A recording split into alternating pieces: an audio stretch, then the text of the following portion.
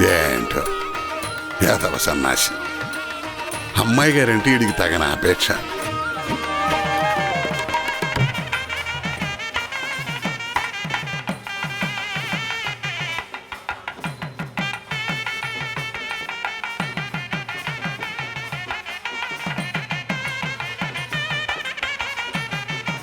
అయి ముహూర్తోసు ముహూర్తోస్తు. అమ్మా పెళ్లి కుమార్తెను తీసుకురండి.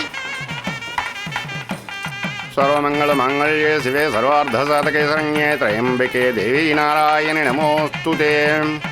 అమ్మా కొబ్బరి బొండాలు ఇవ్వండి.